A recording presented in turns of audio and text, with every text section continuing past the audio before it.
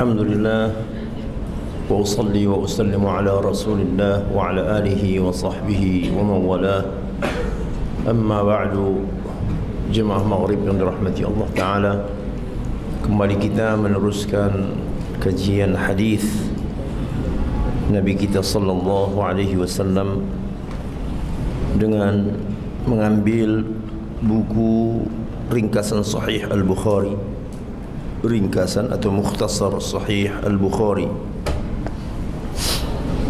Hadis berikut an Anas ibn Malik radhiyallahu anhu عن النبي صلى الله عليه وسلم قال آية الإيمان حب الأنصار وآية النفاق بغض الأنصار. Artinya sabda Nabi sallallahu alaihi wasallam, tanda keimanan itu mencintai al-ansar, tanda kemunafikan membenci al-ansar. Nah, jadi ini bagian dari pembahasan iman, di mana Rasulullah memberikan ciri ataupun standar untuk mengetahui ciri orang mukmin atau orang munafik, yaitu sikapnya terhadap ansar. Apabila seseorang mencintai al-ansar, sudah barang tentu al-ansar ini adalah sahabat, as-sahabah ridwanullahi alaihim ajma'in, khususnya mereka yang disebut dengan al-ansar yang meninggali Madinah, yang menyambut kedatangan muhajirin dari Makkah. Jadi kata Nabi, tanda iman itu mencintai al-ansar. Jadi orang yang mencintai al-ansar artinya suka, sayang, cinta kepada al-ansar, ini adalah bukti iman. Tetapi sebaliknya, yang tidak suka kepada al-ansar, membenci a priori, ini dah disebut dengan ayatun nifaq, tanda orang munafik. Nah, di dalam kehidupan kita bermasyarakat memang ada segolongan kaum yang menanamkan kebencian kepada sahabat. Ansarkah dia, muhajirinkah dia? Jadi berdasarkan hadis ini, bahwa mereka-mereka ini sebenarnya tanda-tanda kemunafikan jelas pada diri mereka. Karena sudah bisa difahami bagaimana mungkin seseorang mengaku muslim, dia tidak suka kepada sahabat, dia tidak suka kepada al-ansar, sedangkan agama ini sampai kepada kita melalui tangan para al-ansar dan muhajirin itu. Jadi luar biasa, artinya Rasulullah sudah memberikan sudah menerangkan semacam standar untuk mengenal siapa mukmin, siapa munafik. Itu dengan menanya atau mengetahui, mencari tahu sikapnya terhadap ansar seperti apa. Apabila dia orang yang termasuk sayang, suka, berpihak kepada ansar, maka ini adalah tanda-tanda keimanan pada dirinya. Karena ada memang sebahagian orang kalau sudah mendengar sahabat, yang terbayang dia adalah sejarah hitam. Na'udzubillah min dzalik. Ya. Orang-orang yang memang menyimpan di dalam hatinya kemunafikan, persis seperti kata Nabi itu. Ya, sebenarnya yang ada dalam hati mereka itu adalah kebencian kepada Islam, tetapi ditutup-tutupinya. Ya, ditutup-tutupinya dengan seolah-olah dia cinta kepada Islam, tetapi dengan sahabat dia tidak suka. Bagaimana mungkin orang cinta pada Islam, kepada sahabat dia benci? Jadi suatu hal yang bertolak belakang.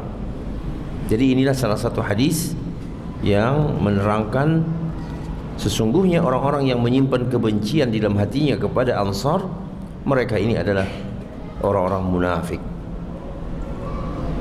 Selanjutnya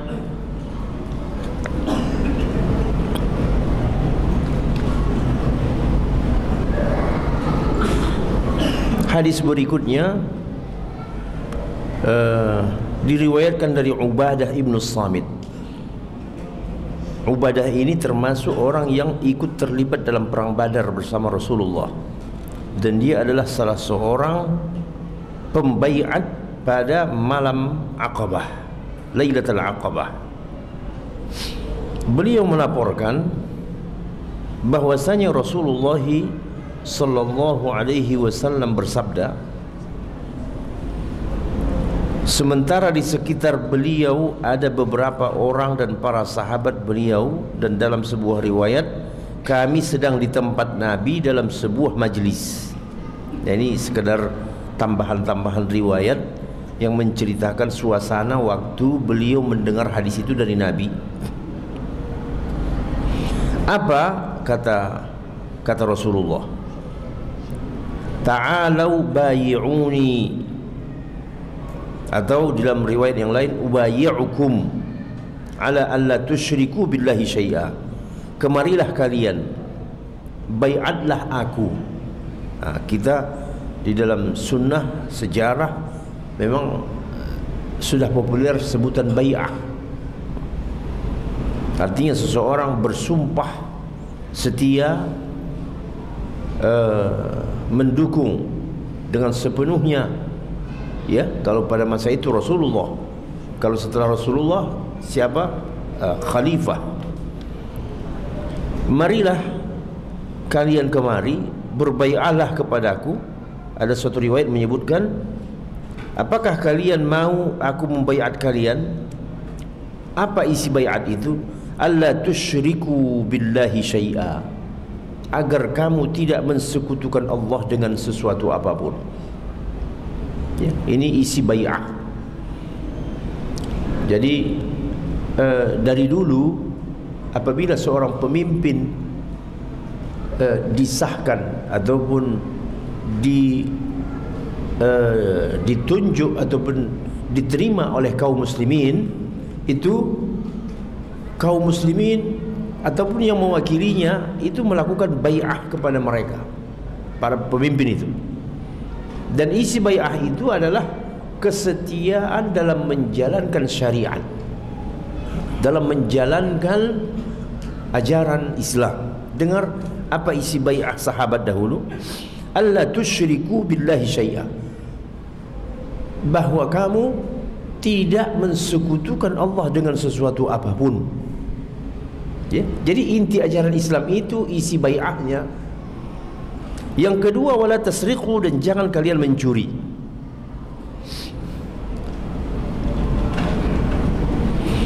Wala taznu, dan jangan berzina. Wala taqtulu auladakum, dan jangan membunuh anak-anak kalian. Ya, kaitannya membunuh anak-anak, kebiasaan adat istiadat mereka masa lalu di jahiliyah.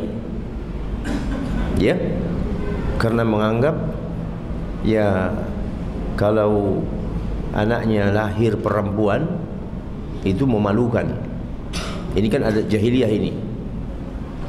Ya, zalla wajhuhu muswaddan wa huwa kadhim. Dalam Al-Quran, apabila seseorang dapat kabar anaknya lahir perempuan, mukanya jadi hitam.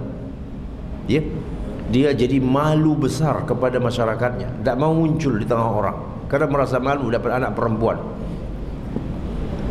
Nah, bahkan di zaman itu dahulu sudah biasa juga menanam anak hidup-hidup, tetapi itu tidak pernah dilakukan Umar.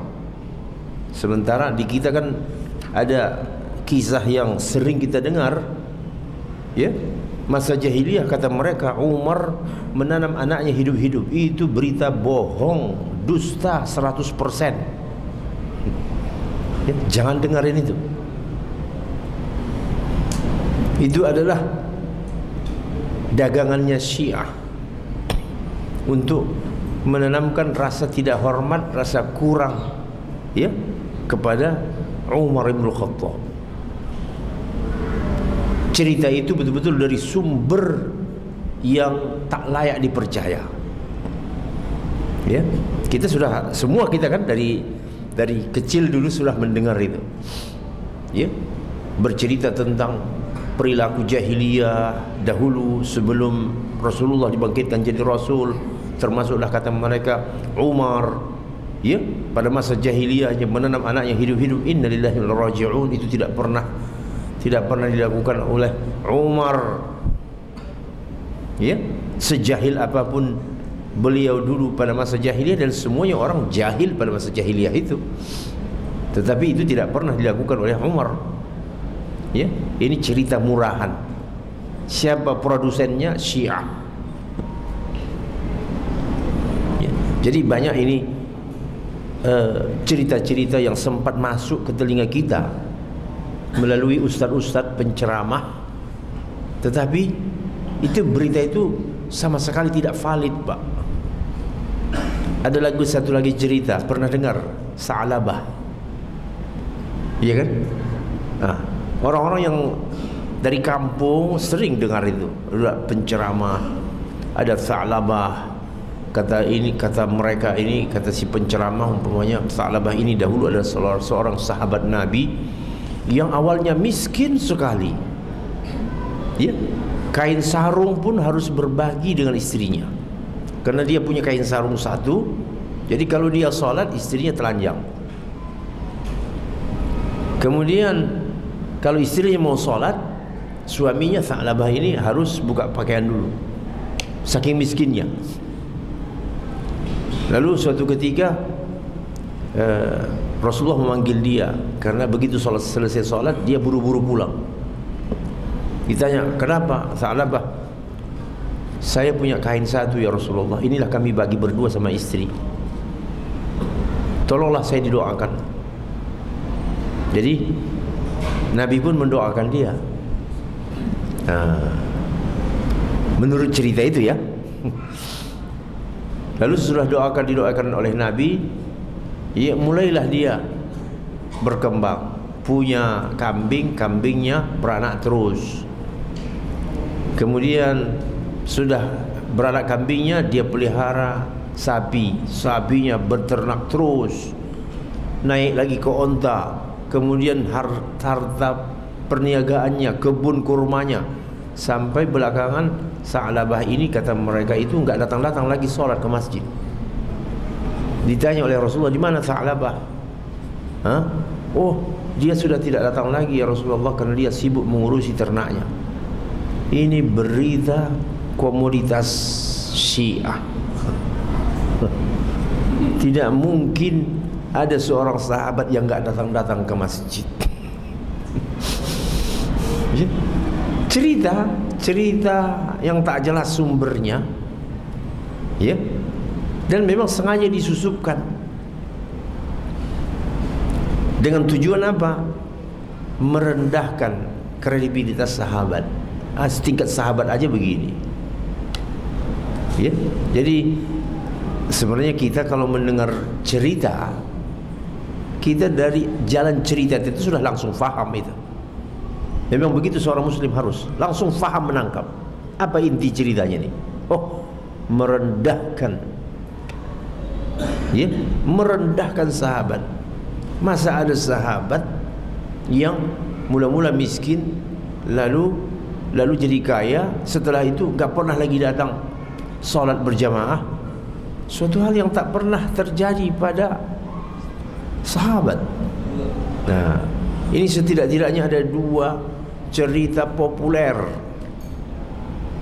Cerita Umar yang menanam anaknya hidup-hidup, dan cerita Sa'labah.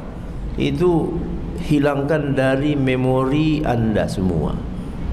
Saya sudah lama saya hilangkan itu, ya.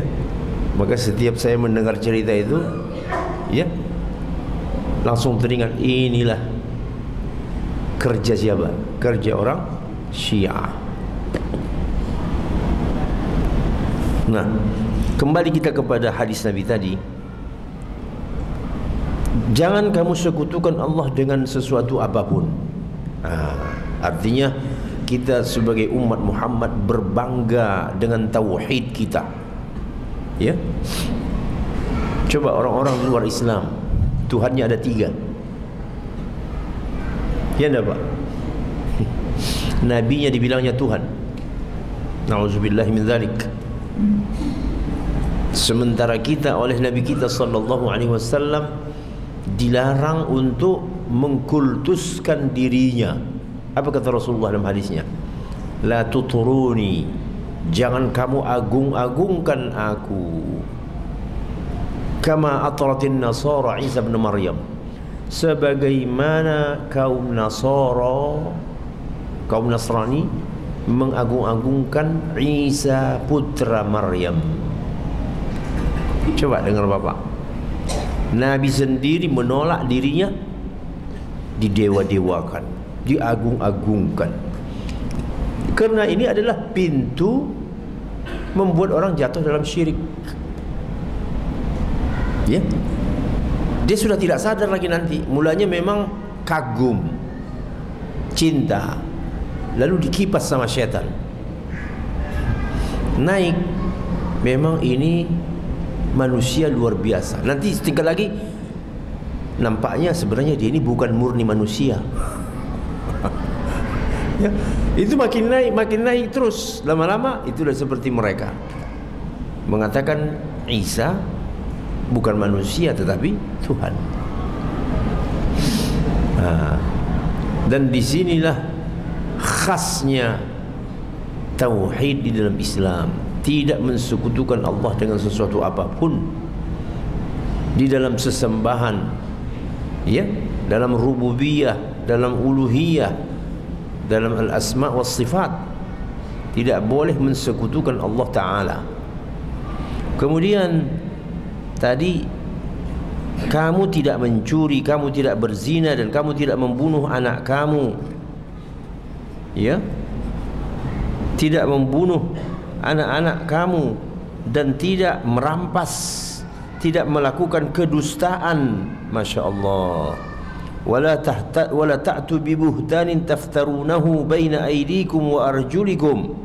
Tidak melakukan kedustaan dengan mereka, ya, dengan mereka-rekanya di antara tangan-tangan dan kaki-kaki kalian.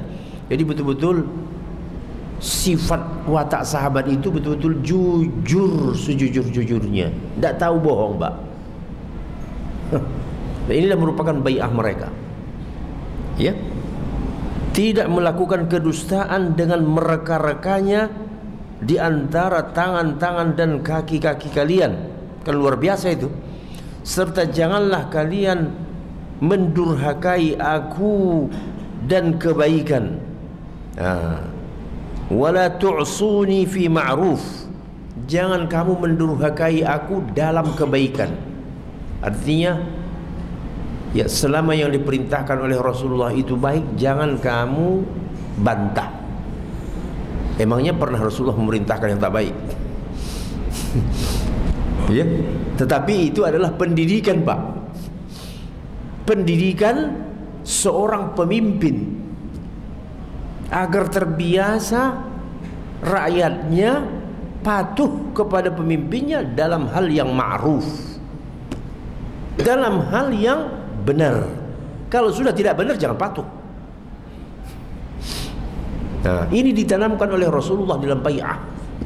Wala tu'suni. Ini Bapak dengar ini, ha? Inilah isi bai'ahnya. Wala tu'suni fi ma'ruf.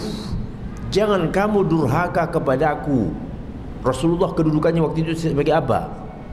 Sebagai pemimpin. Di samping beliau sebagai Rasul Allah, beliau adalah pemimpin umat yang mengendalikan kehidupan umat. Isi bai'ah sahabat kepada Nabi, jangan kalian bermaksiat kepadaku dalam hal yang ma'ruf. Padahal mana pernah Rasulullah berbuat yang tidak ma'ruf, ya? Dan tidak mungkin ada Rasulullah berbuat sesuatu yang tidak baik. Tetapi Itu disebut sengaja di dalam isi bai'ah itu untuk membiasakan kaum muslimin patuh dalam hal yang ma'ruf. Yang salah jangan artinya apa? Ya, jangan diikuti kalau salah. Ya. Jadi senantiasa ada sikap kritis. Walaupun kita sebagai apa? Sebagai rakyat, sebagai orang yang dipimpin, taat fi ma'ruf. Kalau kita disuruh berbuat yang mungkar, jangan mau taat. Ya. Kemudian faman waffa minkum fa ajruhu 'ala Allah. Siapa di antara kalian yang memenuhi, siapa di antara kalian yang menepati janjinya ini, maka pahalanya ada pada Allah. Masya Allah, ya. Ya. Jadi soal hubungan bernegara pun tetap kaitannya kepada Allah Ta'ala, pahalanya dari Allah. Jadi rakyat patuh kepada pemimpinnya itu mendapatkan pahala dari siapa? Dari Allah Ta'ala. Jadi makanya di dalam Islam itu tidak ada tempat bagi sekularisme. Biar faham, Pak. Ya. Apa sekularisme ini? Urusan negara ya negara, tidak ada campur tangan agama, tidak usah bawa agama. Itu sekuler itu. Ini Bapak lihat nih sekarang. Ini kontrak bai'ah ini disebut dengan kontrak politik. Kalau dalam bahasa ilmu politiknya, ini namanya kontrak politik antara warga negara dengan pemimpinnya. Tetapi isinya apa? Isinya syariat Allah. Jangan syirik, jangan mencuri, jangan zina, jangan apa lagi tadi? Jangan merampas, jangan bohong. Masya Allah, ya, luar biasa. Karena Islam tidak mengenal pemisahan antara negara dengan agama. Tidak ada pemisahan itu. Makanya disebutkan tadi kata Rasulullah apa? Siapa di antara kamu yang patuh pada perjanjian ini, pahalanya dari Allah. Di zaman sekarang ada negara mengatur begitu. Kata mereka tidak ada hubungannya soal pahala. Ini soal murni apa? Dunia. Jadi kita mau belajar pelan-pelan, ya, menanamkan pelan-pelan bagaimana bernegara di dalam sunnah. Ya, bernegara dalam konsep sunnah itu ya seperti ini. Pemimpin lurus, patuh, taat dalam yang ma'ruf. Tidak lurus, nanti dulu.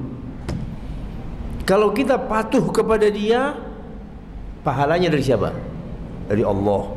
Sementara pemerintahan sekuler tidak ada kenal pahala.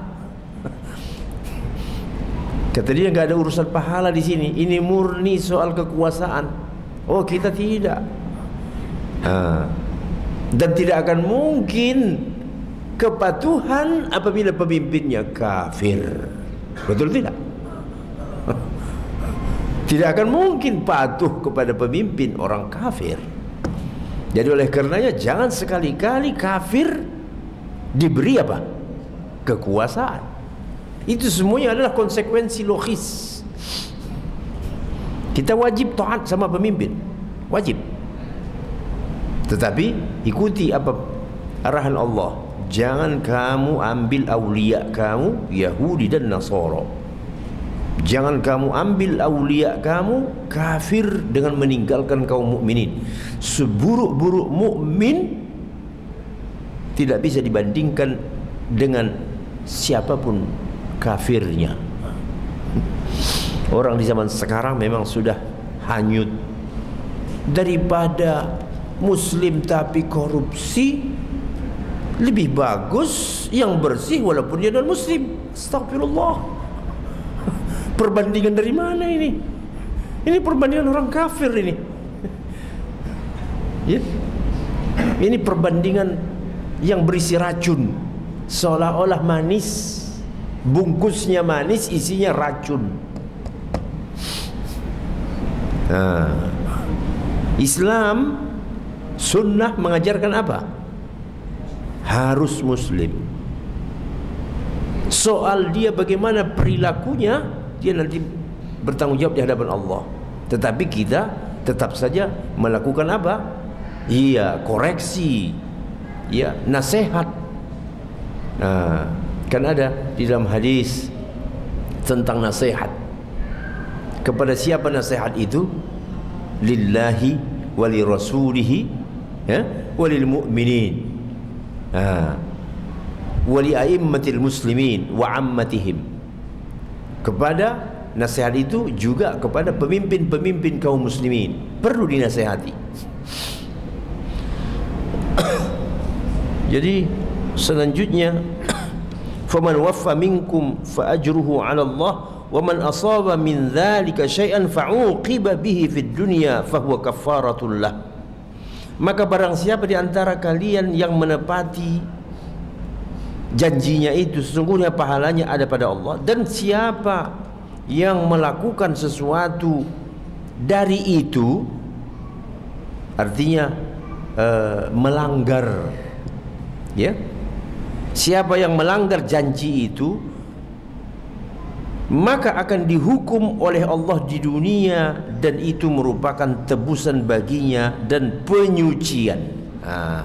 Artinya ada orang mencuri, kan isi bai'ah tadi itu apa? Jangan mencuri. Ada yang mencuri. Bagaimana dia sudah berbai'ah tidak mencuri, tiba-tiba mencuri? Apa didiamkan? Tidak. Baca hadis tentang seorang wanita dari Bani Makhzum mencuri, ya, dipotong Rasulullah tangannya, tak. Ya, sebelum eksekusi datang Usamah bin Zaid. Usamah ini adalah orang yang sangat disayangi oleh Rasul. Kenapa Usamah datang? Kira-kira minta keringanan hukum. Kalau bisa janganlah sampai dipotong tangannya, kan malu ya, seorang perempuan kebetulan ya dari kalangan sebutan kita sekarang ini orang elit lah. Kalau dipotong tangannya bukan dia saja yang malu, seluruh keluarganya jadi malu. Jadi kalau bisa jangan sampai dipotong tangannya, dikembalikan semua apa yang diambilnya itu, bahkan kalau perlu ditambah lagi. Tapi kata Rasulullah, bahkan Nabi marah kepada siapa? Usamah. Usamah, atashfa'u fi haddin min hududillah? Engkau mau membela orang yang melanggar had, batasan Allah Ta'ala? Kau mau membelanya? Demi zat yang diriku ada di tangannya. Apa kata Rasulullah? Awalnya begini, sesungguhnya kehancuran umat manusia sebelum kamu dahulu, kalau yang mencuri itu orang rendah, orang tidak punya backing, orang awam, maka mereka tegakkan hukum. Tetapi kalau yang mencuri itu orang yang elit, keluarga terhormat, mereka pejam mata, pura-pura tidak tahu. Istilah orang zaman sekarang untouchable, orang tidak tersentuh oleh hukum. Ya, anak siapa? Oh, sudah jangan bicarakan. Kata Rasulullah, itulah penyebab kehancuran umat dahulu. Sebenarnya yang dimaksudkan umat dahulu ini siapa? Yahudi itu memang begitu. Yahudi itu pilih kasih. Kalau mereka kan ada kelasnya. Kalau kelas orang bawahan yang mencuri, laksanakan hukum. Tetapi kalau yang mencuri itu orang terhormat, udahlah, ya, cari hukuman lain saja. Lalu kata Nabi setelah itu apa? Demi zat yang jiwaku ada di tangannya, sekiranya Fatimah anak perempuanku mencuri, pasti ku potong tangannya. Ya. Coba bayangkan Bapak, mana ada di dunia ini kepala negara mengeluarkan statement seperti itu. cari. Ya, dialah satu-satunya Muhammadun sallallahu alaihi wasallam. Kalau sekiranya putriku Fatimah mencuri, aku yang memotong tangannya. Wah, itu tidak tanggung-tanggung itu, Pak. Ya, keberanian. Nah, dan memang itu bukan cerita kosong. Itu adalah memang sikap beliau yang tanpa pandang bulu. Nah, lalu tadi kata hadis itu apa? Siapa di antara kamu yang melakukan sesuatu dari itu tadi, oh dia kena hukuman di dunia. Dan hukuman di dunia itu baginya adalah pembersih. Jadi ketika pencuri dipotong tangannya di dunia, dia tidak lagi dihukum oleh perbuatan itu nanti di yaumul qiyamah. Ya, ini udah masuk penjara bertahun-tahun, di akhirat kena hukum lagi. Ya enggak? Kenapa? Di dalam Islam tidak ada hukuman seperti itu. Tidak ada hukuman masukkan ke penjara bertahun-tahun. Loh, sudah masuk penjara, di akhirat kena lagi. Ya siapa suruh? Siapa suruh tidak menjalankan apa? Hukum Allah. Jadi bagi orang yang melakukan perbuatan tadi, dia akan dihukum di dunia, dan hukumannya di dunia itu adalah merupakan penyucian, tebusan. Barang siapa yang melakukan sesuatu dari itu kemudian Allah menutupinya, maka itu urusan Allah. Maksudnya apa, Pak? Kalau ada seorang, ya sepertilah, tapi ini jangan ini jadi alasan, ya, alasan mempraktekkannya. Nauzubillah min dzalik. Ada seorang, katakan saja, berbuat dosa, tidak ada yang tahu, tak ada yang tahu, jadi tak terbongkar. Dia, itu namanya Allah menutupinya, maka itu urusan Allah Ta'ala. Ya, itu urusan Allah Ta'ala. Artinya orang itu tak jadi dihukum di dunia karena nggak ada yang melapor. Kalau ada yang melapor, dibuktikan benar, oh hukum. Tidak bisa kabur, tidak bisa lari ke Singapura, kemanapun dikejar terus itu. Ya. Tetapi kalau tidak ada yang melapor, apakah itu namanya pencurian? Yang punya barang, nggak melapor, nggak ngasih tahu, maka itu namanya ditutupi oleh Allah kesalahannya. Maka itu urusan Allah Ta'ala. Insya'a fa'anhu wa insya'a aqabahu.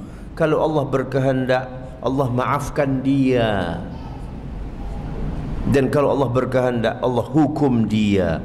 Lalu kata sahabat Ubadah ibn Sabit tadi, maka kami pun berbai'ah kepada Nabi atas dasar itu. Jadi semua yang disebutkan isi bai'ah tadi itu semua itulah isi bai'ah kami kepada Rasulullah sallallahu alaihi wasallam.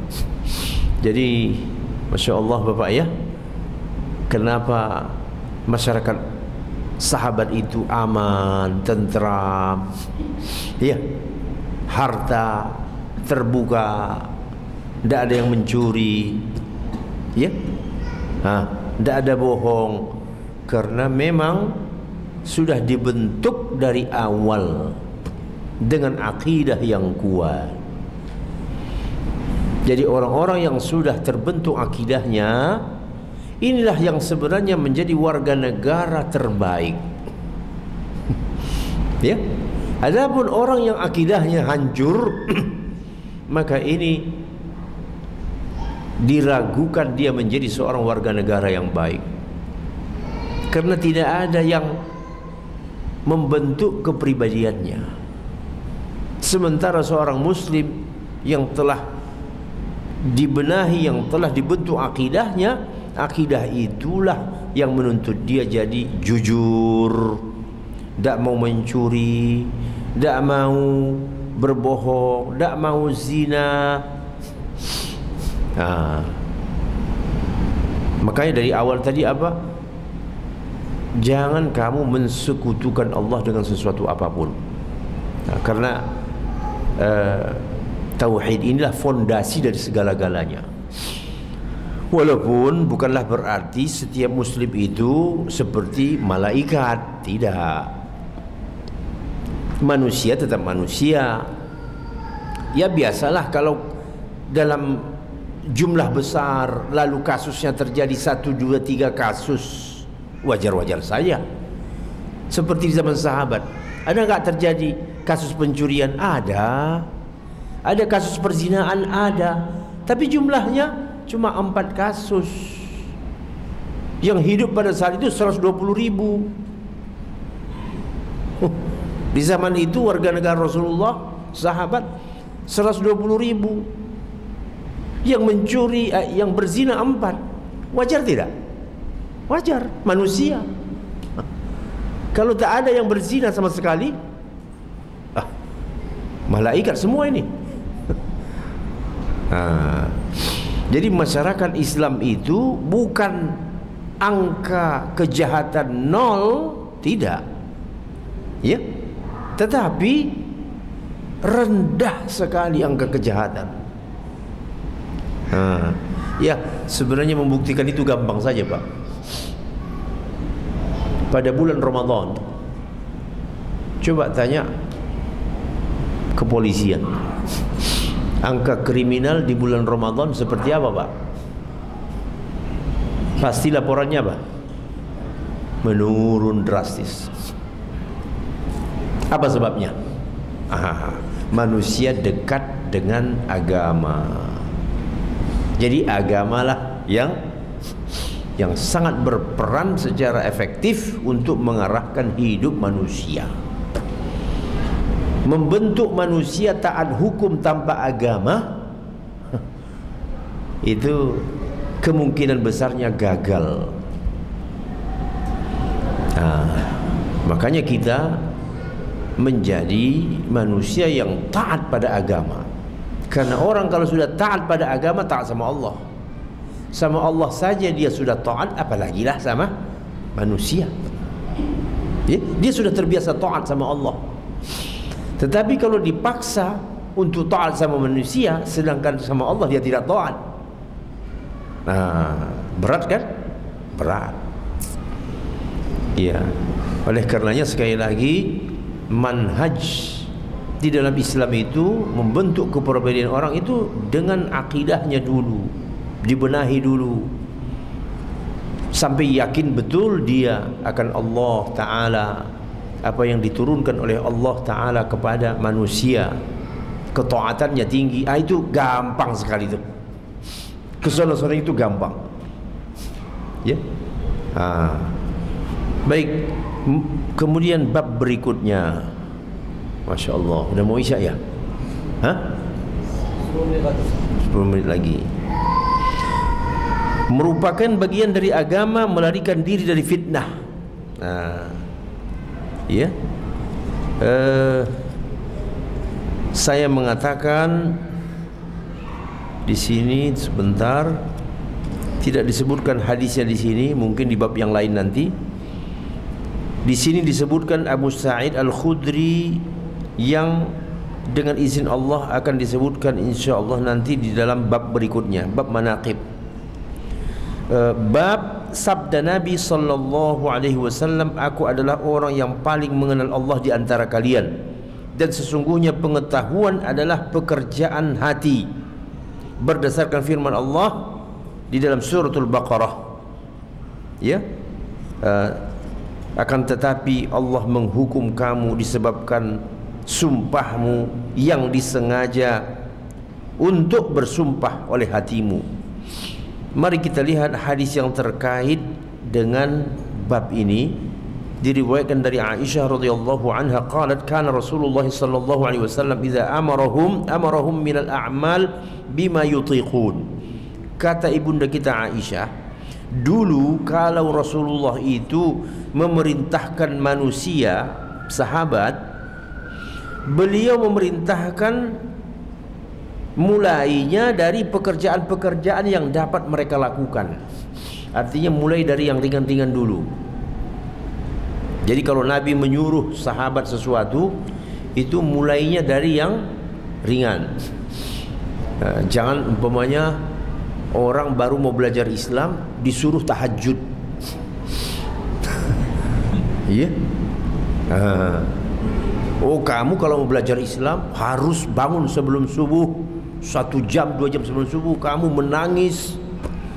Ya, salat fardu saja dia belum bisa, bagaimana dia? Kamu harus puasa Nabi Daud. Ya, kamu harus puasa Senin Kamis. Rasulullah tidak begitu. Rasulullah kalau menyuruh seseorang, dimulainya dari sesuatu yang bima yutiqun, yang memang mereka mampu melakukan. Memerintahkan mereka pekerjaan yang dapat mereka lakukan.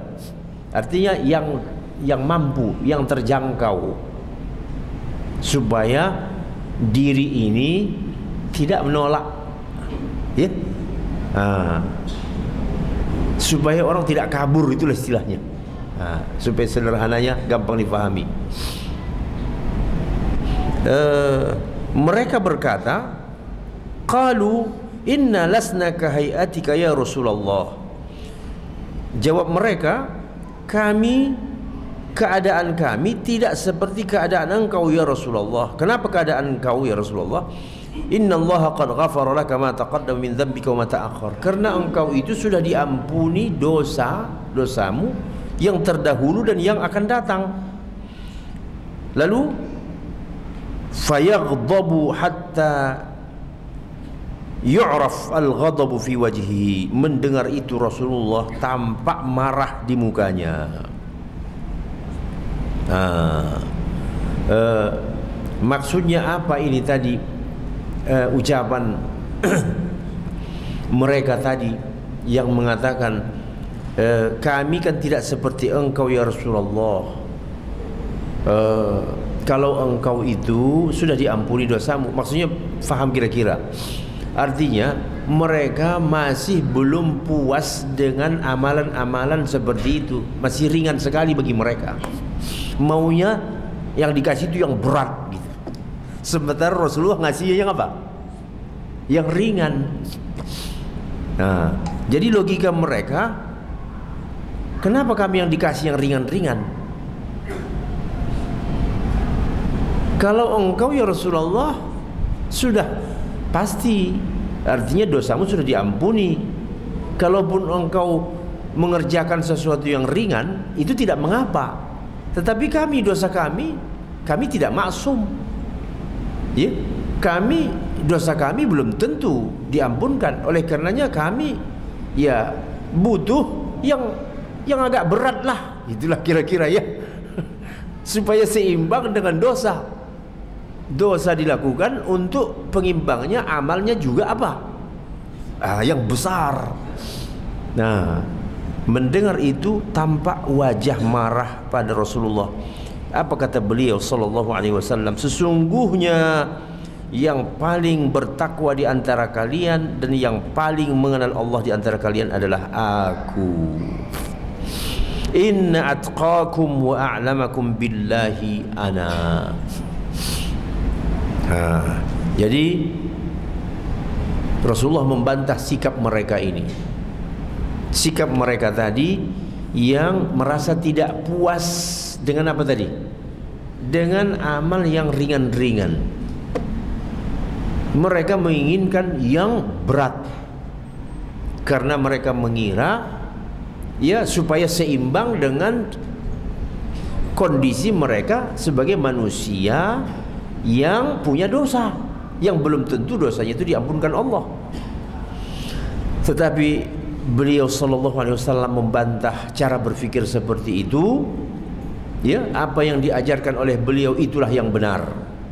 Memulai praktek beragama itu dengan hal yang ringan-ringan dulu, yang pokok-pokok dulu.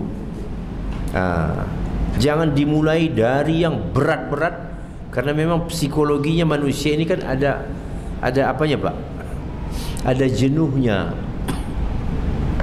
Karena ada di dalam hadis, ya rugilah si fulan.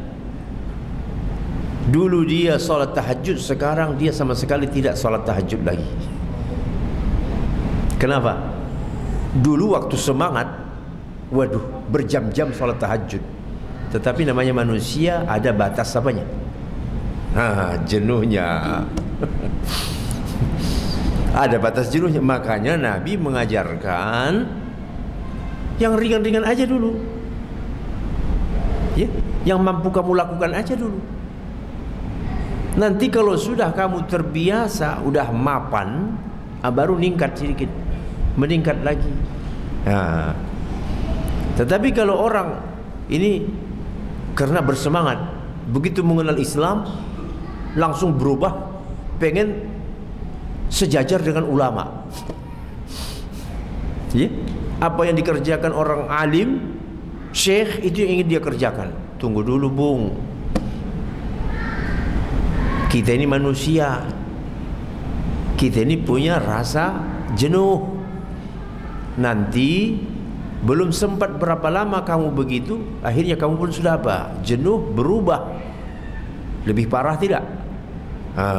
Dulu rajin ke masjid, tidak keluar-keluar dari masjid, sekarang nggak nampak batang hidungnya di masjid. Batang hidungnya nggak nampak. Ngerti batang hidung? Ya, kalau sudah batang hidung nggak nampak, bagaimana badan nampak? Ya, nah, jadi begitulah ya pola untuk membangkitkan semangat beragama. Bagaimana? Subhanakallah bihamdika, asyhadu an la ilaha illa anta, astaghfiruka wa atubu ilaik. Wassalamualaikum warahmatullahi wabarakatuh.